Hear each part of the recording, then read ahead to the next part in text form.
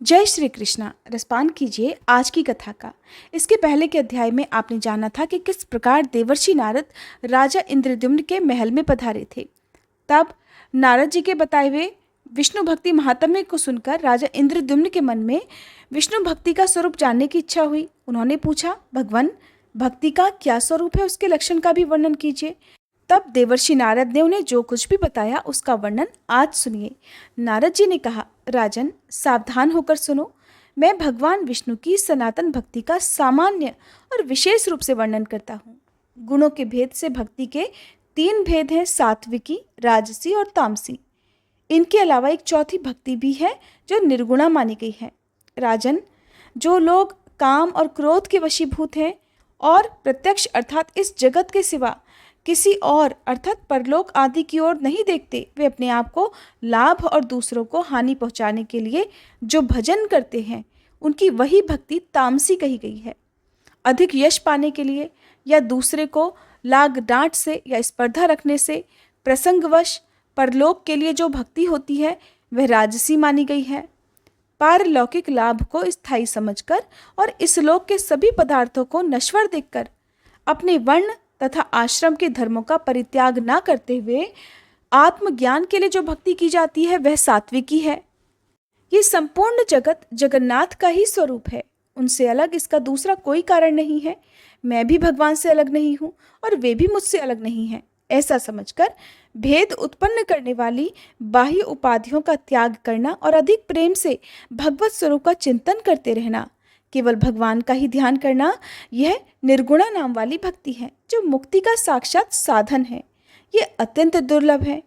अब मैं भगवान विष्णु के भक्तों का लक्षण भी बताता हूँ, जिनका मन अत्यंत शांत है, जो सबके प्रति कोमल भाव रखते हैं, जिन्होंने अपनी इच्छानुसार अपनी इंद्रियों पर विजय पाली हो और जो मन, वाणी और कर्मों द्वारा कभी भी किसी दूसरे से द्रोह करने की इच्छा नहीं रखते, जिनका मन सदा दया से भरा रहता है, जो चोरी और हिंसा से सदा ही मुख मोड़े रहते हैं, सद्गुणों के संग्रह तथा दूसरों के कार्य साधन में जो प्रसन्नता पूर्वक संलग्न रहते हैं, सदाचार से जिनका जीवन सदा ही निष्कलंक बना रहता है, जो दूसरों के उत्सव को ही अपना उत्सव मानते हैं, सब प्राणियों के भीतर भगवान वासुदेव को विराजमान देखकर कभी किसी से ईर्ष्या द्वेष नहीं रखते, दीनों पर दया करना जिनका स्वभाव बन गया है और जो सदा परहित साधन की इच्छा रखते हैं, अविवेकी मनुष्यों का विषयों में जैसा प्रेम होता है उससे 100 कोटि गुनी अधिक प्रीति का विस्तार वे भगवान श्रीहरि के प्रति करते हैं।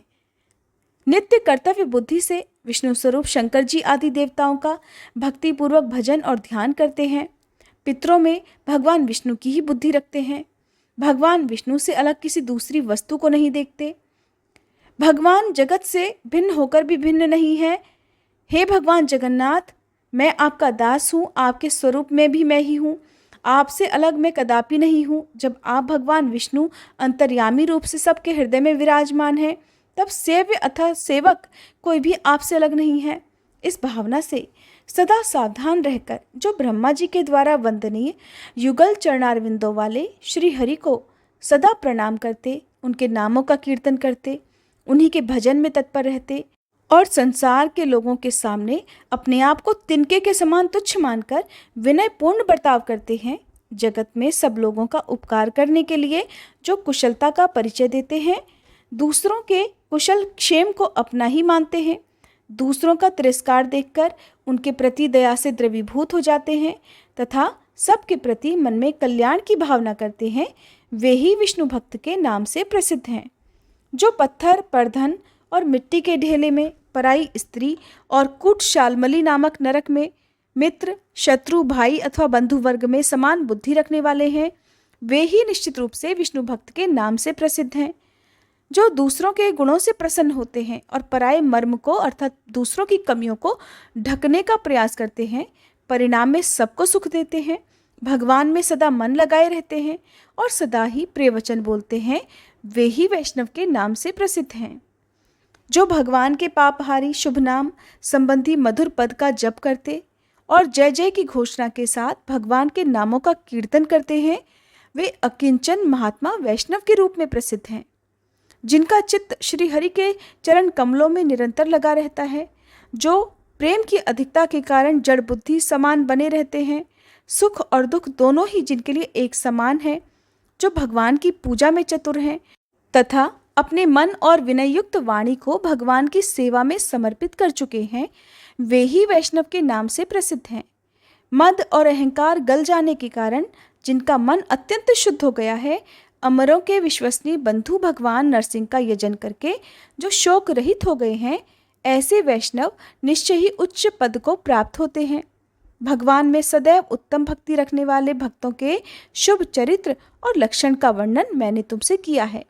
ये मनुष्यों के कानों में पड़ते ही उनके चिर संचित मल का नाश करता है। भजन के लिए कभी धन की आवश्यकता तथा शरीर को कष्ट देकर किए जाने वाले किसी विशेष प्रकार के प्रयोग की भी आवश्यकता नहीं है। मृदुल और मंद स्वर से वाणी के द्वारा भगवान के नामों का यदि कीर्तन भी होता रहे तो मैं तो इसी को भजन मानता हूँ। तुम्हारे मन में भगवान के दास्य भाव का ही चिंतन होना चाहिए। किंतु जो मनुष्यों के शुभ आचरणों से भी द्वेष रखते हैं और खुद अपने मन को ही दुराचार में बांधे रखते हैं, बड़े भारी अमंगल को पा करके भी निश्चित रहते हैं और सदा ऐश्वर्य तथा विषय भोग के रस में ही सुख का अनुभव करते हैं, वे मनुष्य वैष्णव नहीं हैं। वे तो बहुत ही नीची कोटि के मनुष्य हैं। अपने हृदय रूपी कमल में विराजमान परमानंद श्री हरि के स्वरूप का जो क्षण भर भी चिंतन नहीं करते, उन्मत्त भाव से बैठे रहते हैं और अपने झूठे वचनों के जाल से भगवान के नाम को भी निरंतर आच्छादित किए रहते हैं, वे भी भगवान के भक्त नहीं हैं। जिनके मन में पराई स्त्री और पराये धन के लिए सदा लालच बना रहता है, जो कंजूस बुद्धि वाले हैं और सदा अपना ही पेट भरने में लगे रहते हैं, वे नर पशु विष्णु भक्ति से सर्वथा रहित हैं। जो निरंतर दुष्ट पुरुषों के साथ अनुराग रखते हैं, उनका संग रखते हैं, दूसरों का तिरस्कार और हिंसा करते हैं, जिनका स्वभाव अत्यंत भयंकर है और जो भगवान नरसिंह के चरणों के चिंतन से विरक्त रहते हैं, उन मलिन मनुष्यों को दूर से ही त्याग देना चाहिए। जैमिनी जी कहते हैं, ब्रह्मपुत्र देवर्षि नारद से इस प्रकार उत्तम भगवत भक्ति का वर्णन सुनकर राजा इंद्रद्युम्न बहुत प्रसन्न हुए और इस प्रकार कहने लगे, भगवान, विद्वान पुरुषों ने मुझे बताया था कि साधु पुरुषों का संग संसार रूपी रोग का नाश करने वाला है। ऐसा साधु संग मुझे इसी समय प्राप्त हुआ है।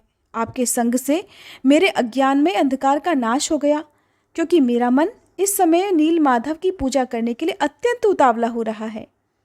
इसलिए हम और आप दोनों ही रथ पर बैठकर चलें और भगवान नील माधव का दर्शन करें। अगर आपके मुख से पुरुषोत्तम क्षेत्र के तीर्थों का ज्ञान प्राप्त कर सकूं, तो पहले के कहे हुए महात्माओं के वचन भी सफल हो जाएं। सुनकर नारद जी कहने लगे, राजन, ये तो बड़े हर्ष की बात है।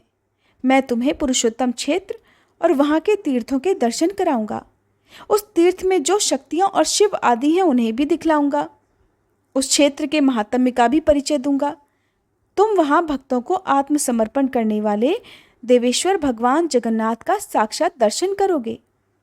इस प्रकार वार्तालाप करके दोनों ने प्रसन्नतापूर्वक दिन का काम समाप्त किया और ज्येष्ठ शुक्ला पंचमी को बुधवार को पुष्य नक्षत्र में उत्तम लग्न आने पर यात्रा अनुकूल होगी, ऐसा निर्णय करके दोनों ने रात के समय एक ही स्थान पर शयन किया। फिर सवेरा होने पर राजा इंद्रद्युम्न ने भाइयों सहित नीलाचल पर जाने के विषय में अपने राज्य में ये घोषणा कराई कि हम लोग जीवन पर्यंत अर्थात जब तक जीवन है तब तक पुरुषोत्तम क्षेत्र में निवास करेंगे। राजा लोग अपनी रानियों, मंत्रियों तथा परिकरों समेत रथ, हाथी, घोड़ा, खजाना और पैदल सेना साथ लेकर वहां चले। इस प्रकार आज्ञा देकर राजा इंद्रद्युम्न अपने आगे खड़े हुए नारद मुनि की परिक्रमा करके छड़ीदार सिपाहियों से घिरे हुए मध्य द्वार पर आ गए। उनके आगे आगे अग्निहोत्र की अग्नि ले जाई जा रही थी। वहां उन्होंने अपनी दाहिनी ओर ब्राह्मणों को खड़े हुए देखा, जो मांगल्य सूक्त का पाठ कर रहे थे। राजा ने भक्ति से विनीत होकर वस्त्र, आभूषण, माला, सुगंध और अनुलेपन के द्वारा उन ब्राह्मणों का पूजन किया। इसी समय एक ही साथ बहुत सैकड़ों शंख बज उठे। उनके साथ और भी बहुत सारे बाजों की तुमुल ध्वनि महाराज ने सुनी। इसके बाद वे मंदिर में भगवान विष्णु का दर्शन करने के लिए गए, जिनका स्मरण करने से मनुष्य सब प्रकार के कल्याण का भागी हो जाता है। दिव्य सिंहासन पर बैठे हुए उन्हीं भगवान विष्णु का दूर से दर्शन करके उन्होंने साष्टांग प्रणाम किया और उपनिषदों की दिव्य वाणी से उनकी स्तुति करके दुर्गा जी के चरणों में भी मस्तक झुकाया। इसके बाद उन दोनों देवताओं की परिक्रमा करके उन्हें पालकी में बिठाया और उन्हें आगे करके प्रस्थान किया। बाहर के दरवाजे पर पहुंचकर उन्होंने अपना रथ तैयार देखा और फिर परिक्रमा करके वे नारद जी के साथ उस रथ पर बैठ गए। इंद्रद्युम्न के रथ के दोनों ओर उनके अधीन राजाओं के अनेकों रथ शोभा पा रहे थे, जो नाना प्रकार के अस्त्र शास्त्रों से संयुक्त तथा ध्वजा पताकाओं से सजे हुए थे। उस समय पुरवासी भी अपना अपना सामान लेकर तैयार हो गए और घोड़े, खच्चर तथा ऊंट आदि वाहनों पर चढ़कर वहां से चल दिए। राजाओं की सैकड़ों रानियां नपुंसक सिपाहियों से घिरी हुई अनेक प्रकार की सवारियों पर चढ़कर राजभवन से बाहर निकली। बड़े बड़े राज्याधिकारी तथा विशाल सैनिक भी उनकी सेवा में, उनकी रक्षा में तत्पर थे। राजा के सामंत, मंत्री, सेवक, पुरोहित, ऋत्विक तथा राजा के व्यक्तिगत सेवक भी सब प्रकार के उपयोगी सामान साथ लेकर चल दिए। कोष के संरक्षण में नियुक्त किए गए राज्य कर्मचारी सारा खजाना साथ लेकर शीघ्र ही प्रस्थान कर लिए, जो अवसर के अनुसार राज सेवा में उपस्थित हुआ करते थे। सामान बेचकर जीविका चलाने वाले सेठ, व्यापारी, माली आदि भी अपनी बेचने वाली वस्तुएं लेकर राजा की आज्ञा का पालन करते हुए चले।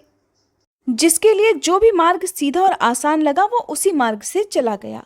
नीलाचल पर पहुंचने वाले कठिन से कठिन मार्ग के द्वारा भी लोगों ने यात्रा की। इसके बाद जो कुछ भी हुआ उसका वृतांत भक्तजनों आप सभी अगले अध्याय में सुनिएगा। उम्मीद है आज की ये वीडियो भी आपको पसंद आई होगी। अच्छी लगी हो तो प्लीज़ वीडियो को लाइक करना मत भूलिएगा।